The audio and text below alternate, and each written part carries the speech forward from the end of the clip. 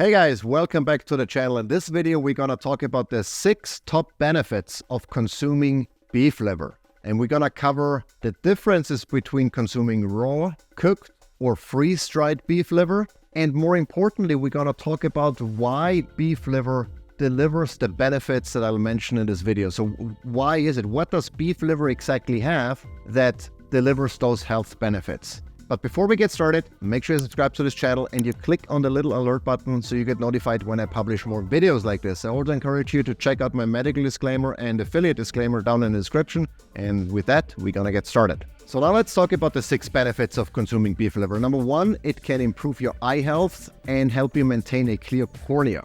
Number 2, it can increase your energy and improve your mood. Number 3, it can improve your immune system or support your immune system so it works better and more optimally. Number 4, it can improve the health of your skin, your cartilage, and connective tissue. Number 5, it can help improve your brain, support your brain and cognition. And number 6, it can support your tooth and bone health. So those are the 6 benefits. Now the question is, how does liver deliver those benefits? What's in liver that makes it so beneficial? And the short answer is liver is arguably the best source of highly bioavailable and readily absorbable micronutrients, including vitamins, minerals, coenzymes, amino acids, peptides, and many other things, some of which we might not even know about. Liver is chock full of those micronutrients, and they exist in liver in a form that the body can readily use and absorb. And that's what makes liver different to some of the other foods, especially from the plant world that might also have a lot of iron or a lot of vitamin A, etc., but in forms that the body has to convert first. And that conversion is not very efficient. Just to give you 2 examples, and then we move on. The type of iron in spinach is non-heme iron, and the body cannot use it readily. It has to convert it into heme iron first, and that conversion is not very efficient. So from all of the heme iron, you get non-heme iron in spinach, you get very little heme iron. In comparison, liver is a rich source of heme iron, so the body can use it immediately without having to convert it first. So a small amount of liver delivers more usable iron to the body than a large amount of spinach. Another example is vitamin A. Carrots have a lot of vitamin A, right? Well, actually they don't. They have a lot of beta-carotene. And beta-carotene is a precursor to vitamin A, the real vitamin A, also known as retinol. So if you consume carrots and the beta-carotene, it has to be converted to retinol first before the body can use it to support eye health. Liver has a lot of retinol, so the body can immediately use it and there is nothing wasted in the conversion. So that's just 2 of the many examples around liver and why liver is such a nutrient-dense food, more nutrient-dense than anything else, any other food on the planet. And so how do those nutrients then play into those benefits? Well, one example is, I already mentioned it, to maintain proper eye health and to maintain a clear cornea, the body needs retinol.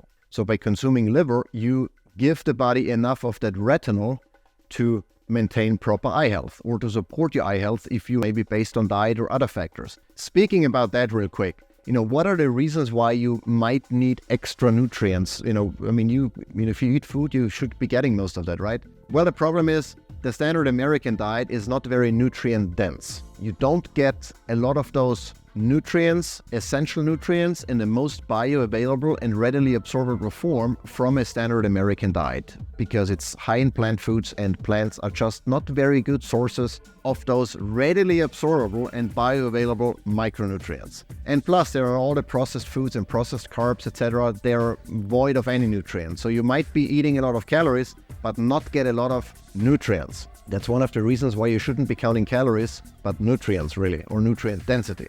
Not getting enough nutrients from the food you eat, the other important reason is stress. The more stressed you are, the higher your body's demands are on certain nutrients to deal with that stress. And by stress, I mean both chronic stress, like financial issues, maybe, work, school, kids, family, etc. All of those stressors, chronic stressors that you might not have control over, that you might not be able to remove from your life, increase your body's demands on micronutrients. So you need to give your body more, probably more than what you can get from your standard American diet. The other type of stressors are acute stressors like exercise, cold plunging, sauna bathing, fasting, all of those things are also stressors for the body that could potentially increase your nutrient demand, especially exercise and physical activity. And if you combine those, if you're very active but also very stressed, then you need significantly more nutrients than you might get from your regular diet, unless you're already eating nose to tail. And those are the reasons why it makes sense to include nutrient-dense foods such as liver in your diet to bridge any of the gaps you might have. But now let's get back to, we talked about eye health and how vitamin A or retinol plays a role. Let's talk about energy and mood. So there are, B vitamins, B12 in particular. There is CoQ10 that play a role in how our mitochondria works. Those power plants in every cell in our body, how much energy they can produce, how efficient they can produce that energy. And if you don't feed your body with those B vitamins and CoQ10 in sufficient amounts, your mitochondria might not work optimally and you might experience lower than normal energy levels, which often then is reflected in your mood. And so by consuming liver, you get a lot of those B vitamins, CoQ10, and some of the other micronutrients that support optimal mitochondrial function to increase your energy levels, or at least get them back to baseline, and to improve your mood in the process. Immune function is incredibly important. When you're stressed, your immune function goes down. So you need certain micronutrients to help prop that up, including copper and selenium, for example. And those are also in liver in sufficient amounts to help your immune system function optimally. Hyaluronic acid, copper, zinc, selenium, they're also important for skin health and the health of your connective and cartilage tissue. So if you suffer from weak skin, from not very elastic skin, there might be a number of reasons, but micronutrient deficiency is often a cause for that. You could also be deficient in protein or in collagen, which is made up of peptides that are also in protein. Besides consuming sufficient amounts of quality protein from animal-based sources, those micronutrients I just mentioned are incredibly important to maintain proper skin health. And again, liver is a great source of those micronutrients to help your skin look as good as it can. B vitamins, numerous of those, zinc, choline, and amino acids that are found in liver are incredibly important for creating new neural structures, for pruning synapses, etc., for just generally brain function and cognition. So if you're low on any of those micronutrients, then your memory might suffer, your mental capacity might suffer, your ability to make quick decisions and to focus might suffer. So it's incredibly important to make sure you have sufficient amounts of those micronutrients to maintain optimal brain function and cognition. Tooth and bone health is another very interesting topic, because most people think that, well, if I just have enough calcium in my diet, from dairy or bone in fish or whatever, then I should have healthy teeth and strong bones. The problem is that in order to remineralize teeth and bone tissue, to get calcium basically into your teeth and into your bones, you need vitamin K2. And vitamin K2 doesn't exist in a lot of foods, but liver happens to be an excellent source of vitamin K2. Not to be confused with K1, which you might find, I think, in kale and spinach has K1. That K1 has to be converted. That conversion is not very efficient. You lose most of it. So it's not a great way to make sure you maintain optimal K2 levels. Liver is very rich in K2. So by consuming liver, in addition with sources of calcium, bone in fish or raw dairy, you can make sure that your body has all the components, all the building blocks it needs to maintain strong bone tissue and to maintain proper dental health. And so I've noticed that in particular, since consuming liver, my dental health has always been good, but has significantly improved, especially with a combination of consuming calcium and K2 at the same time. Super beneficial to maintain strong bones and teeth. Now here is the thing, and that's very important to understand. If you already have optimal micronutrient levels because your diet is style and you're eating nose to tail, consuming extra liver is not going to turn into Superman.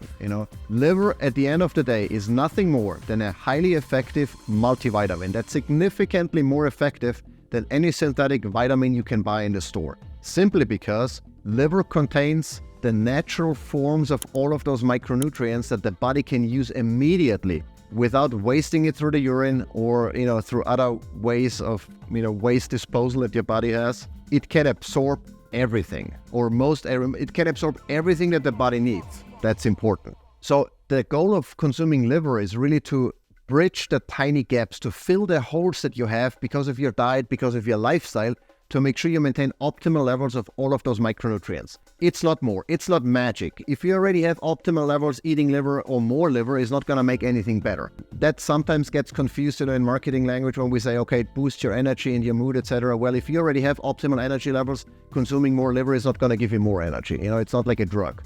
But most of us have deficiencies because of, poor diet, poor lifestyle, stress, etc. And their liver is really one of the best ways to bridge all of those gaps. So the question is, what's better, eating liver fresh, meaning, raw or cooked or pate or liverwurst or freeze-dried capsules maybe? The good news is it's almost a wash, meaning that whatever way you can find to make liver a regular part of your diet, that's what you should do, and you will likely get most, if not all, of the benefits. Now, there are some variations. One could argue that eating raw liver, which is my preferred way because I like the taste best when it's raw, provides you with most of the nutrients because nothing got denatured or destroyed, maybe as part of the cooking or the freeze drying. But even if you cook it, if you like liver with onions, I'm not a fan of onions because my stomach doesn't agree to them. But if you like that, then by all means, eat your liver cooked. Just make sure you don't overcook it. Maybe you fry it only on the outside and leave it at least medium in the inside so you don't wipe out all of the heat-sensitive micronutrients. You leave some in there. Pate is another great way to make it. I just pan fry it real quick.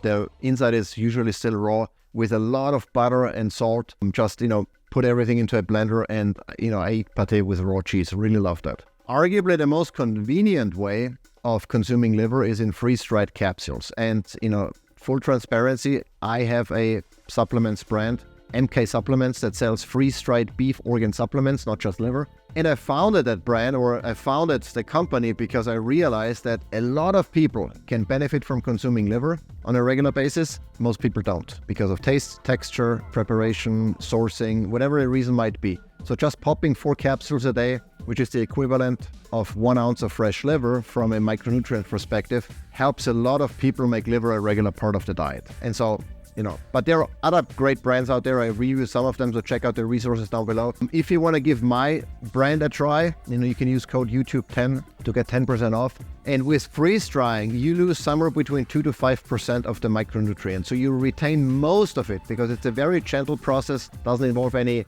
harsh chemicals. There is nothing bad. It's just a raw liver, basically freeze-dried, pulverized, and put into capsules. And, very convenient to take, none of the taste or the hassle. And that's, for our kids, really the only way to make liver a regular part of their diet. So they pop 2 pills, half the serving size because they're still kids. Every day my wife takes the full dosage because she doesn't care for the taste of liver either. I'm the only one eating raw liver in the house. With that, we're gonna wrap it up. If you liked this video, give it a thumbs up. If you didn't like it, let me know in the comments what I could have done better. Until next time.